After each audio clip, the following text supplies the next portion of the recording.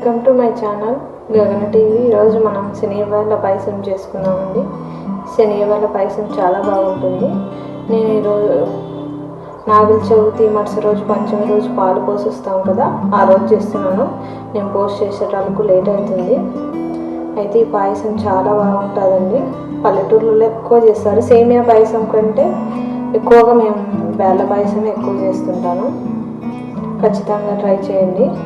ఇప్పుడు ప్రాసెస్ చూద్దాం. ఈ ఒక గ్లాసు శనగబాలు తీసుకున్నానండి. శనగబాలు తీసుకొని కడిగి 3 గ్లాసుల నీళ్ళు పోసి పెట్టుకున్నాను. ఒక అర్ధగంట సేపు నానబెట్టాను పాయసానికి, తొందరగా బెల్లు ఉడుకుతాయని. ఇప్పుడు మనం కుక్కర్కి మూత పెట్టేసి 5 విజిల్లు వచ్చే వరకు పెట్టుకుందాం.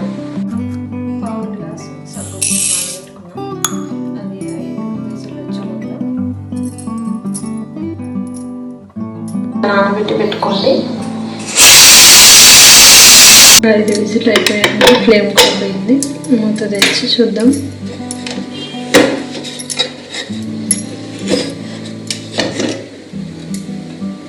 పప్పు ఇలా ఉడికింది కదా. ఇప్పుడు మనం దీంట్లో నానబెట్టి పెట్టుకున్నాం కదా సగ్గు బియ్యం, అవి వేసుకుందాం. ముందే 2 కలిపి ఉడకబెట్టుకోవచ్చు అండి, కాకపోతే సగ్గు బియ్యం మెత్తగా అయిపోతాయి. ఇప్పుడు నానబెట్టి పెట్టాం కదా, తొందరగా ఉడికిపోతాయి.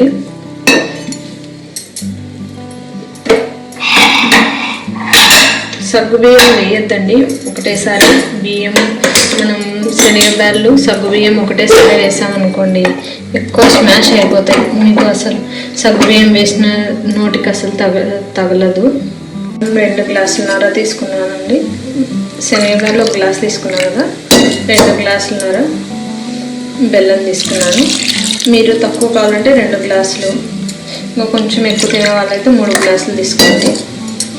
బెల్లం సరిపోతుంది. నేను 3 గ్లాసులు నీళ్ళు పోస్తున్నాను.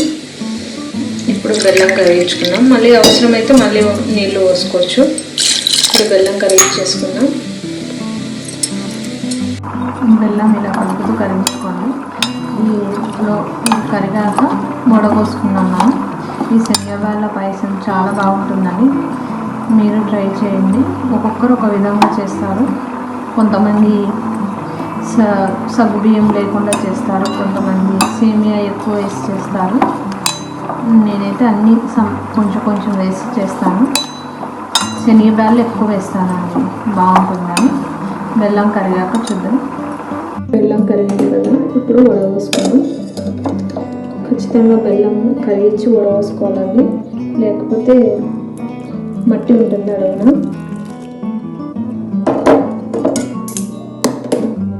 వడపోసుకున్నాం కదా, ఇక్కడ చూడండి మట్టి లోపల.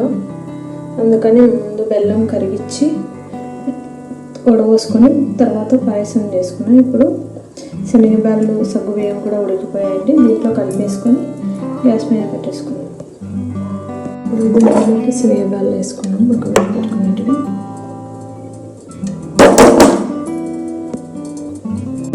మనం శనగబాళ్ళు 2 కలిపెట్టుకున్నాం కదా, ఇది కొంచెం మరగాలి. నేను అందుకే ఫస్ట్ ఎక్కువ వాటర్ వేయలేదండి బెల్లం కరిగించేటప్పుడు కూడా. అందుకే బ్యాళ్ళలో కూడా కొంచెం వాటర్ వేసుకొని ఉడికించుకోండి. ఎక్కువ వాటర్ అయితే ఇది మరిగి దగ్గరకు అయ్యే వరకు వెయిట్ చేయాలి. మనం కొంచెం తొందరగా చేసుకోవాలనుకుంటే కొంచెం వాటర్ తక్కువ వేసి బెల్లం కరిగించండి. అలాగే శనగబాళ్ళకు సరిపడంత నీళ్ళు పోసుకొని ఉడికించుకోండి. ఇప్పుడు మనం ఇది కొంచెం మరిగే లోపల జీడిపప్పు అవి వేయించుకున్నాం.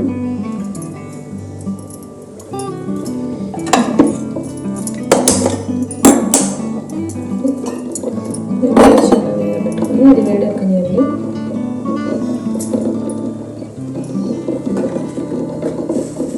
దీంట్లో కావాలంటే కొంచెం ఉప్మా రవ్వ ఉంటుంది కదా, కొద్దిగా ఒక స్పూన్ వేసుకోవచ్చు చిక్కగా కావాలనుకుంటే. నేనైతే వేయనండి, నేను ఆల్రెడీ కొంచెం పాకం ఇవే చిక్కగా తీసుకుంటాను. ఎక్కువ ఏం అవసరం లేదు మీకు కొంచెం పలుచగా అనిపిస్తుంది అనుకుంటే కొద్దిగా బియ్యం పిండి వేసుకోవచ్చు. అంటే మనం అప్పటికప్పుడు బియ్యం కడిగి ఒక 15 నిమిషాలు నానబెట్టి పొడి చేసుకోవాలి. ఒట్టి బియ్యం పిండి కాదు, అదైనా వేసుకోవచ్చు. లేదంటే కొంచెం ఉప్మా రవ్వ వేసుకోవచ్చు, అప్పుడు చిక్కగా అవుతుంది. ఈ పాయసం చాలా బాగుంటుందండి. చాలామంది కొంచెం నెయ్యి వేసుకున్నాం కదా, ఇప్పుడు జీడిపప్పు వేస్తున్నాను. జీడిపప్పు అంతా వేసుకోండి. నేనైతే ఒక 10 జీడిపప్పు పెద్దది తీసుకొని ముక్కలుగా చేసి వేస్తున్నాను.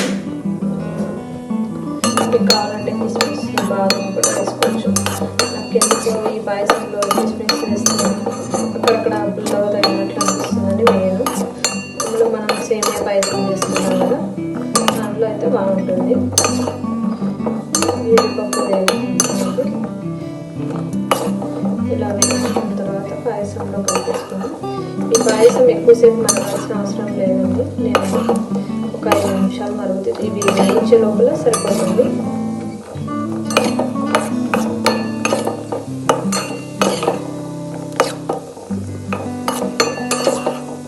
దూరగా వేయకుండా ఇప్పుడు నెయ్యితో సహా పాయసంలో వేసేసుకున్నాం.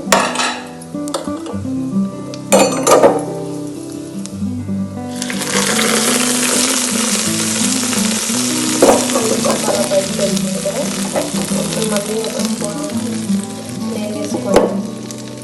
కొద్దిగా అంటే కొంచెం సేమియా వేసుకున్నాం. నేను చిన్న సేమియా వాడుతున్నానండి. నాకు చిన్న సేమియా అంటే ఇష్టం కాబట్టి మీకు ఏ సేమియా ఉంటే అది వేసుకోండి.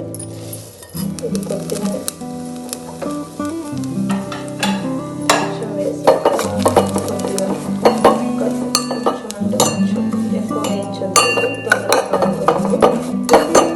అందుకే కొంచెం వేసాను నేను. మనం పట్టుకుంటే ఒక స్పూన్ మీద అంతే. దీన్ని కూడా ఈ సేమియాని కూడా వేసుకున్నాం. ఈ సేమియా బెల్లం వేసినా ఉడుకుతుందండి, అందుకు వేస్తున్నాను. మనం మామూలు సేమియా తీసుకుంటే మనం ముందే కొంచెం ఉడికిన తర్వాత బ్యాల్లో సగ్గుబియ్యం ఉడికించినాం కదా, అప్పుడే వేసి ఉడికిస్తే సరిపోతుంది. ఈ సేమియా కలిసిపోతుంది దీంట్లోకి, చిన్న సేమియా కదా. మీరు అవి తీసుకునే పాటైతే కొంచెం ముందే మనం సగ్గుబియ్యం వేసిన తర్వాత కొంచెం ఉడకబెట్టిన తర్వాత సేమియా వేసి ఉడికించుకొని తర్వాత దీంట్లో కలుపుకోండి. మామూలు సేమియా అయితే పాయసంలో ఉడకదండి, చిన్న సేమియా అయితేనే ఉడికేది.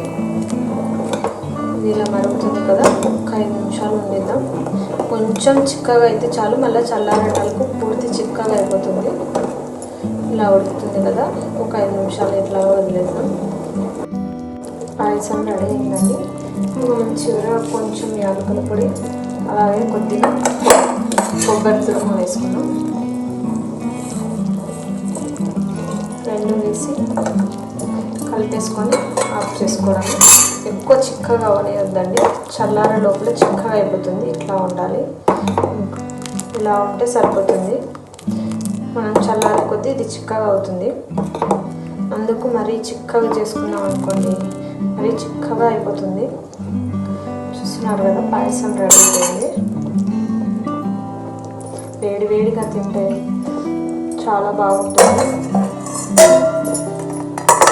అయితే అయింది, ఆఫ్ చేసి ఒక ప్లేట్ అయితే రెడీ అయిందండి. మీరు ట్రై చేయండి. నచ్చితే లైక్ చేయండి, షేర్ చేయండి, subscribe to my channel. Thank you.